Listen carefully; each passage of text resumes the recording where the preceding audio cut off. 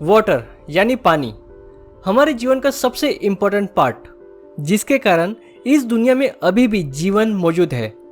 क्योंकि बिना पानी के ना ही इंसान जिंदा रहेगा, ना ही पेड़, पक्षी, जानवर या फिर कोई भी जीव। लेकिन यही पानी अपने आप को लिक्विड स्टेट से और दो स्टेट्स में बदल सकता है। One is a gaseous state and second is a solid state.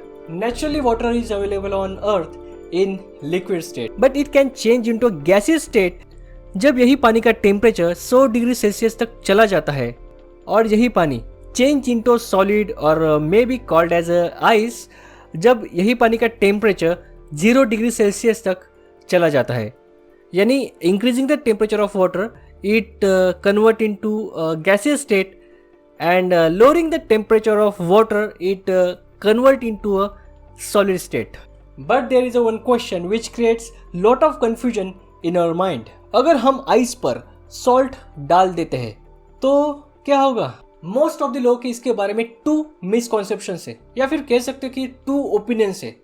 एक, जो भी बर्फ है वो बहुत ही जल्दी मेल्ट होगा, और दूसरा, जो भी बर्फ है वो बहुत ही धीरे धीरे धीरे धीरे मेल्ट होगा। और यही हमारे इस वीडियो का क्वेश्चन है जिसे हम सॉल्व करने वाले हैं। हमारी अर्थ पर पोलर रीजन में ज़्यादा मात्रा में बर्फ मौजूद है, बट हमारी सोलर सिस्टम के बाहर जो भी बर्फ मौजूद होता है उसको हम इंटरस्टेलर आइस कहते हैं। एक नॉर्मल आइस बनने के लिए पानी का टेम्परेचर 0 डिग्री सेल्सियस होना चाहिए और प्रेशर लगभग 1 एटमॉस्फेयर होना चाहिए। बट जो भी हम पानी का बर्फ देखते हैं तो हमारे पृथ्वी पर उसके कई सारे प्रकार मौजूद है। नेचुरली उसके 18 टाइप्स मौजूद है और वो प्रेशर एंड टेम्परेचर के ऊपर डिपेंड करता है, और उनमें से एक है आइस 7। नॉर्मल आइस जो भी आप देखते हो वो हेक्सागोनल क्रिस्टलाइन स्ट्रक्चर का होता है, but when you see the ice 7 वो एक क्यूबिक क्रिस्टलाइन स्ट्रक्चर का होता है। क्योंकि ये आइस बनने के लिए हेवी वाटर की जरूरत होती है, यानी D2O की जरूरत होती है, और उस पानी के ऊपर 30,000 एटमॉस्फेरिक प्रेशर चाहिए, और साथ ही साथ वो जो टेम्परेचर है वो लगभग -178 डिग्री सेल्सियस इतना नीचे होना चाहिए, और तभी बनता है आइस 7।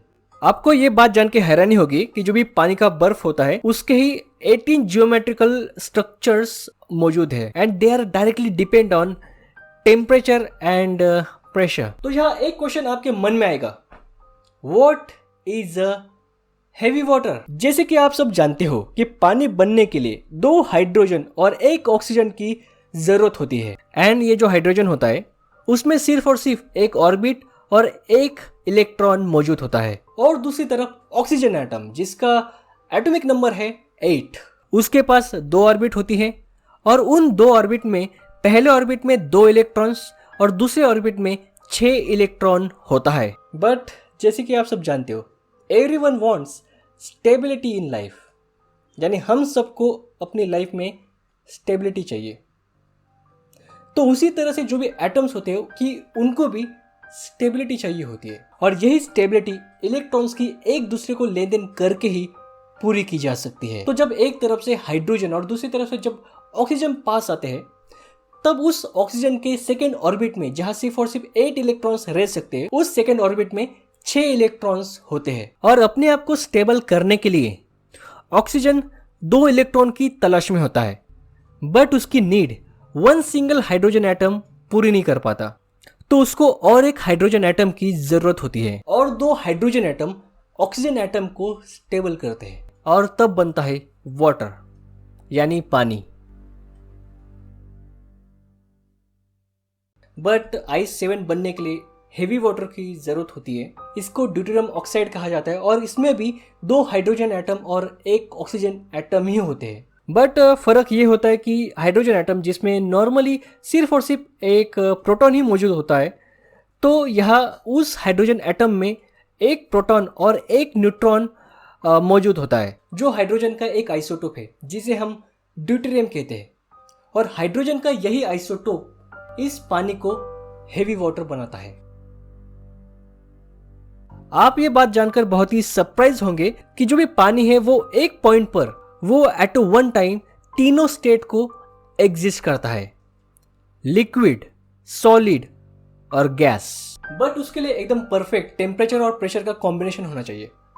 और उसी पॉइंट पर जहाँ पे वो उबलता है, लिक्विड होता है और साथ ही साथ वो बर्फ होता है, उसी पॉइंट को हम कहते हैं triple point of water. But यहाँ एक क्वेश्चन अभी भी है कि अगर हम आइस के ऊपर सॉल्ट डालते हैं तो क्या बर्फ जल्दी मेल्ट होगा या फिर धीरे धीरे धीरे मेल्ट होगा?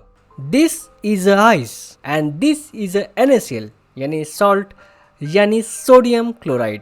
सो इस आइस पर जब मैं सॉल्ट यानी NaCl यानी सोडियम क्लोराइड को जब मैं डालता हूँ, then we noted this some results. Let's see.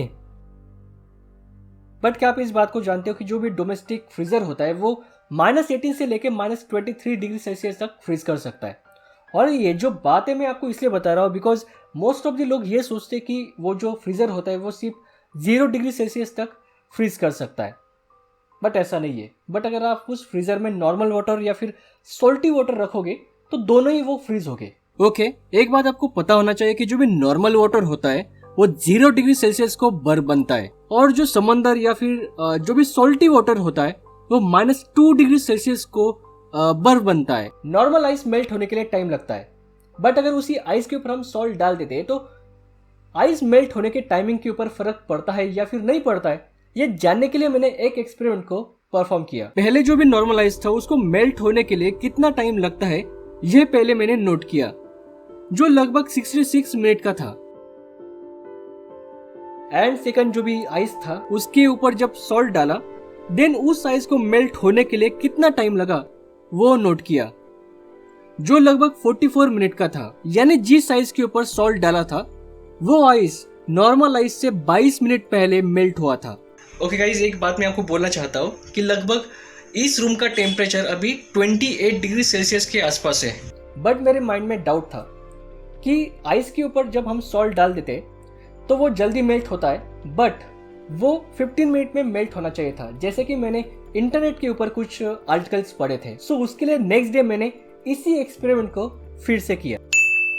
But फर्क ये था कि दोनों बर्फ को एक साथ रखा और उसमें से एक बर्फ के ऊपर सॉल्ट डाला, and I noted the timing. But इस बार जो भी नॉर्मल आइस था उसको मेल्ट होने के लिए 70 मिनट्स लगे, और जो भी दूसरा आइस था जिसके ऊपर हमने सॉल्ट डाल दिया था उसको मेल्ट होने के लिए 58 मिनट्स लगे। यानी जिस आइस के ऊपर हमने सॉल्ट डाल दिया था वो आइस नॉर्मल आइस से 12 मिनट पहले मेल्ट हुआ। 2 बार इस एक्सपेरिमेंट को परफॉर्म करने के बाद ये तो प्रूव हुआ कि आइस के ऊपर जब आप सॉल्ट डाल देते हो तो वो जल्दी मेल्ट होता है। बट जैसे कि मैंने कुछ इंटरनेट के ऊपर आर्टिकल्स पढ़े थे जो क्लेम ये कर रहे थे कि सॉल्ट आइस पर डालने के बाद सिर्फ 15 मिनट में मेल्ट होगा, बट वो जो रिजल्ट है यहाँ पे शो नहीं हुआ। पर एक बात जरूर है कि उस सॉल्ट का आइस के कितने एरिया के ऊपर कांटेक्ट है या फिर 1 ग्राम आइस के लिए कितने ग्राम का सॉल्ट है, ये सारी चीजें मैटर करती है। तो यहाँ वो जो क्लेम है वो गलत है, ये भी नहीं। बट यहाँ तो ये प्रूव हुआ कि आइस के ऊपर जब हम सॉल्ट डाल देते हैं तो वो जल्दी मेल्ट होता है।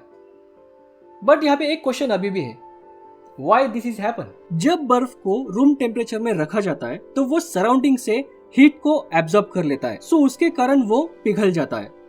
बट जैसे ही हम आइस के सरफेस के ऊपर हम सॉल्ट डालते हैं तो आइस के सरफेस के ऊपर जो भी थिन लेयर का जो भी पानी होता है तो उस पानी में सॉल्ट डिजोल्व होता है। बट बिकॉज ऑफ NaCl और सॉल्ट, वाटर पार्टिकल्स को खुद को सॉलिड स्टेट में और खुद को रेगुलर लैटिस स्ट्रक्चर में रखना मुश्किल होता है। एंड जो आइस का फ्रीजिंग पॉइंट 0 डिग्री सेल्सियस वो बिकॉज ऑफ NaCl नीचे -2 डिग्री सेल्सियस के आसपास चला जाता है। But freezing point -2 degree Celsius और -1 डिग्री सेल्सियस होता है या फिर नहीं, ये क्वांटिटी ऑफ सॉल्ट और रूम टेम्परेचर के ऊपर मैटर करता है। तो आइस का फ्रीजिंग पॉइंट कम होने के कारण बर्फ जल्दी मेल्ट होना शुरू होता है, जिसके कारण जैसे जैसे वो मेल्ट होने लगता है तो वो सॉल्टी वाटर जो आइस मेल्ट होने के कारण बना है उसके कांटेक्ट में बर्फ रहता है, जिसके कारण वो और जल्द मेल्ट होना शुरू होता है। ओके, यहाँ पे एक बात आपको याद रखनी चाहिए कि आइस के ऊपर सॉल्ट डालने से बर्फ का तापमान नहीं बल्कि बर्फ का जो भी फ्रीजिंग पॉइंट होता है वो कम होता है। और एक बात, because of adding salt on ice, तो मेल्ट होने के बाद जो भी सॉल्टी वाटर होता है तो वो नॉर्मल आइस मेल्ट होने के बाद जो भी पानी होता है उससे कुछ ज्यादा ठंडा होता है। अगर आपने सब्सक्राइब नहीं किया तो यहाँ पे सब्सक्राइब कीजिए, अगला वीडियो देखने के लिए यहाँ पे देखिए और पिछला वीडियो यहाँ पे देखिए। So thank you so much.